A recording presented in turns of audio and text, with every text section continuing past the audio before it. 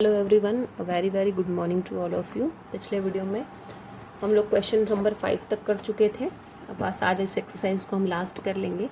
तो question number 6 है हमारा, जिसमें क्वेश्चन क्या है, इन फिगर यानी फिगर के अंदर ए C equals to A E. A सी आपको नज़र आ रहा होगा और ए ई आपको नज़र आ रहा है। देखिए जी, 2 लाइन्स आपको पैरेलल वाली कर रखी हैं, ये वाली ए सी और ए ई आपकी इक्वल दे रखी है। इधर आपकी ए बी और ए डी इक्वल दे रखी हैं। देखिए साइन से ही पता चल रहा है, दोनों चीज़ें आपको गिवन में है, तो मैं गिवन नहीं लिखवाऊंगी, ये आपकी गिवन में आ जाएंगी, है ना। ये भी गिवन में आ जाएगा, इसको भी गिवन में लिख देना, ये दोनों को गिवन में लिख देना। एंड एक एंगल, यानी कौन सा angle, angle B A D और एंगल ई ए सी, ये आपको इस साइन से नज़र आ जाएगा कौन कौन सा एंगल। ये दोनों एंगल भी, मतलब ये वाली चीज़ और ये वाली चीज़, इन तीनों को आप किस में लिखेंगे, गिवन में लिखेंगे। क्लियर है। और टू प्रूव में क्या आ जाएगा, B C equals to D E, यानी आपको दिख रहा होगा इसके अंदर ये जो बी सी और ये जो डी ई साइड है, ये जो बी सी और ये जो डी ई साइड है, ये हम इक्वल हैं, ये हमको प्रूव करना है। तो टू प्रूव में आपका आ जाएगा B C equals to D E. तो गिवन और टू प्रूव भी मैंने आपको बता दिए। अब इसको प्रूफ कैसे करना है वो आप देखिए। तो मैं सिर्फ गिवन की हेडिंग डाल के मैंने आपको बता दिया क्या लिखना है, टू प्रूव की हेडिंग डाल के भी मैंने आपको बता दिया क्या लिखना है। देखिए एक बहुत काम की मैं आपको चीज़ बताती हूँ कि ये थ्योरम में आपको फ़ायदा ये है कि अगर आप गिवन सही लिखते हैं, अगर आप टू प्रूव सही लिखते हैं और अगर आप डायग्राम सही बनाते हैं तो भी आपको 1 नंबर मिल जाएगा। अब इसमें तो कुछ नहीं करना है, इसमें तो क्वेश्चन में से ही आपको डायग्राम भी मिल जाएगा, क्वेश्चन में से ही आपको गिवन भी मिल रहा है, क्वेश्चन में से ही आपको टू प्रूव भी मिल रहा है। तो 1 नंबर तो आपको फालतू का मिल रहा है, ठीक है।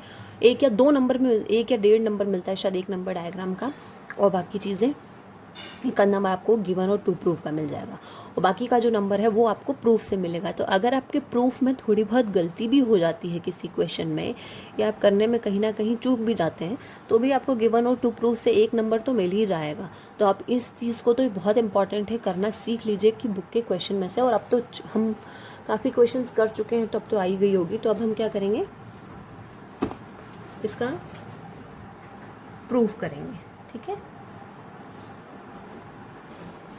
तो टू प्रूफ में आपका क्या आएगा यहाँ पर,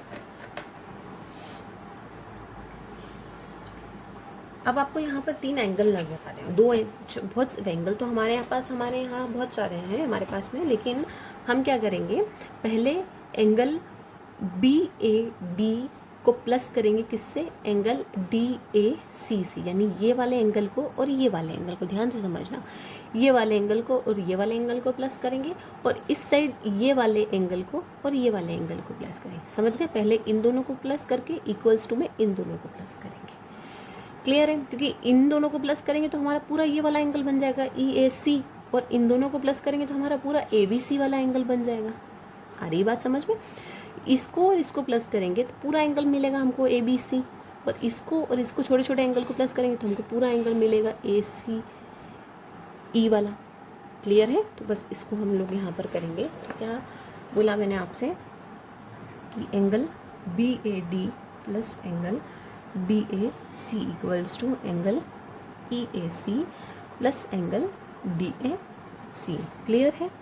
तो अब मैंने, जैसे कि मैंने आपको बताया यहाँ पर कि एंगल ए बी डी और एंगल ए डी सी को प्लस करते हैं तो पूरा एंगल मिलेगा हमको ए बी ए डी। तो यहाँ पे आपको पूरा एंगल मिल जाएगा।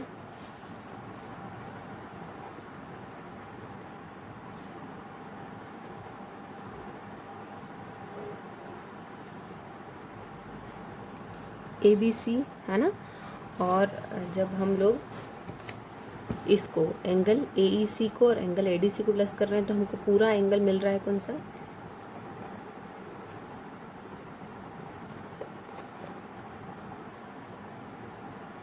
एंगल ई ए सी। ठीक है। अब क्योंकि क्वेश्चन में आप देखिए 2 साइड्स आपको क्वेश्चन में दे रखी हैं जो कि इक्वल है, एंगल हमने इक्वल कर लिए ए बी सी और ई ए सी, या फिर आप इसको बी ए डी भी कर सकते हैं। ठीक है। तो ये आपके किस तरीके से हो जाएंगे अब आपके, क्योंकि 2 साइड हमने क्वेश्चन जो कि गिवन में दे रखी है वो, और एक एंगल, मतलब ऐसे एस के अकॉर्डिंग आपका जो दोनों ट्राइंगल हमको बोल रखे थे B A C, sorry A B C या बी ए सी एक ही बात हो गई है। ठीक है। या आप इसको चाहें और आपको क्वेश्चन के जैसा लिखना है तो बी, ताकि कन्फ्यूजन नहीं हो, तो बोलेंगे नहीं मैडम आपने अलग अलग एंगल ले लिए, ठीक है।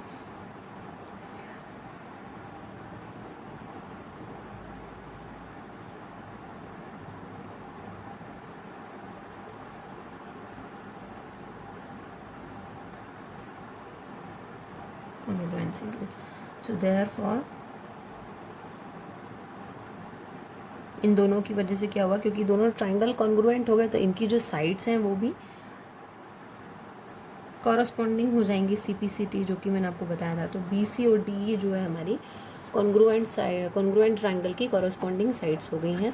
इस वजह से बस ये BC इक्वल्स टू DE यही हमको प्रूव करना था, तो यही हमारी साइड्स जो है वो प्रूफ हो गई हैं। अब देखिए कि अब मैं आपको क्वेश्चन नंबर 7 करवा रही हूँ, क्वेश्चन नंबर 8 आपको करना है। अगर आपने पूरी एक्सरसाइज को बहुत अच्छे से समझ के किया होगा, इसके नोट्स भी मैं आपको सेंड कर दूंगी, किया होगा, तो आप क्वेश्चन नंबर 8 को अच्छे से कर लेंगे। क्योंकि एक तरीके से देखा जाए तो क्वेश्चन नंबर 8 जो है वो सारे क्वेश्चन का एक टेस्ट हो गया है। अगर आपने सारे क्वेश्चन को अच्छे से किया तो क्वेश्चन नंबर 8 के अंदर आपको सारी चीज़ें पूछ ली है। बहुत ईजी क्वेश्चन में दिख रहा बड़ा है, लेकिन है बहुत ईजी। ये पॉइंट्स प्रूव करना बहुत ईजी होते हैं, ठीक है। तो क्वेश्चन नंबर 7 है हमारा, AB is a line segment and P is it's me. AB आपको लाइन सेगमेंट दिख रहा है, P आपको इसका एक मिड पॉइंट दिख रहा है, ठीक है। D and E are points on the same side of AB। D और E आपको वो साइड दिख रहे हैं, सेम साइड ऑफ AB के पॉइंट्स हैं, सच दैट एंगल आपको यहाँ पे कौन सा नज़र आ रहा है, एंगल BAD। ध्यान से देखना, angle BAD equals to angle ABE, मतलब ये वाला एंगल और ये वाला एंगल इक्वल है, यह क्वेश्चन के अंदर हमको दिया है। फिर AEPA और इधर DPB, ये वाला दिख रहा है EPA, ये वाला एंगल और ये वाला एंगल इक्वल है, ये भी क्वेश्चन के अंदर हमको दिया है। हमको प्रूफ क्या करना, तो देखिए गिवन में तो आपका आ जाएगा angle BAD equals to angle ABE और angle EPA equals to angle DPB, ये आपके गिवन में आ जाएंगे। टू प्रूव में आपके ये दोनों पॉइंट्स आ जाएंगे, मतलब एंगल DAP, ये वाला जो एंगल है और ये वाला जो एंगल है, ये वाले ट्राइंगल्स जो हैं हमको क्या करना है, इनको कॉन्ग्रुएंट प्रूफ करना है। और दूसरी चीज़ हमको AD और AD और BE, मतलब ये जो लाइन दिख रही है आपको AD और BE है ना, इनको हमको क्या करना है, इक्वल प्रूफ करना है, मतलब साइड्स को भी हमको इक्वल प्रूफ करना है। तो प्रूफ करना तो बहुत ईजी हो जाएगा हमारे लिए, बट आपको क्वेश्चन समझ में आना ज़रूरी है, तो आप उस चीज़ को बस ध्यान से देख लीजिए। तो ये आपकी चीज़ें हो गई हैं, गिवन बता दिया मैंने आपको, ये दोनों चीज़ें गिवन में आएगी और ये चीज़ आपकी टू प्रूफ में आ जाएगी। अब हम इसका क्या करेंगे, प्रूफ करेंगे। क्वेश्चन नंबर कौन सा है आपका, ये 7 है। तो गिवन और टू प्रूफ आपको करना है, प्रूफ आपको मैं बता रही हूँ, ठीक है। तो प्रूफ में आप देख लीजिए वही वाली चीज़ जो हमने उसके अंदर करी थी। अगर आप देखेंगे तो आपको एंगल APE और एंगल EPD, APE और एंगल EPD, अगर इन दोनों को हम प्लस करें तो हमको डायरेक्ट APE एंगल मिल जाएगा, ठीक है। और अगर हम BPD और EPD को प्लस करें तो भी हमको क्या मिलेगा, एंगल BPD। तो बस इनको प्लस हम कर लेते हैं, ये उसी तरीके से जैसे हमने क्वेश्चन नंबर 6 को किया था। तो angle APE plus angle EPD, मैं लैंग्वेज थोड़ी कम लिखती हूँ, मैं थ्योरम पे ज़्यादा ध्यान देती हूँ, तो लैंग्वेज आप अपने हिसाब से थोड़ा सा अरेंज कर लेना। जो मैंने बताया वही मैंने यहाँ पर लिखा है। तो ये हो गया एंगल APE और इधर क्या हो गया, एंगल BPD। अगर इन मतलब APE और BPD तो मैंने आपको बता ही दिया था, आपको शायद क्वेश्चन के अंदर भी दे रखा है ये चीज़, बस इसके अंदर हमने प्लस किया कि इधर भी एंगल EPD को प्लस किया और इधर भी एंगल EPD को प्लस किया, बाकी एंगल वही है। हाँ, तो अब क्योंकि दो साइड आपको एक साइड और एक एंगल आपको ऑलरेडी क्वेश्चन के अंदर दिया है और एक एंगल हमने यहाँ पे इक्वल कर लिया, तो दो ASA यानी दो एंगल और एक साइड इक्वल हुए। तो ASA के अकॉर्डिंग हमारे जो दोनों ट्राइंगल हमसे बोले थे कौन से थे, DAP congruent to triangle EBP, ये ट्राइंगल हमारे कॉन्ग्रुएंट हो गए किसके अकॉर्डिंग, ASA कॉन्ग्रुएंसी रूल के अकॉर्डिंग, क्लियर है। और क्योंकि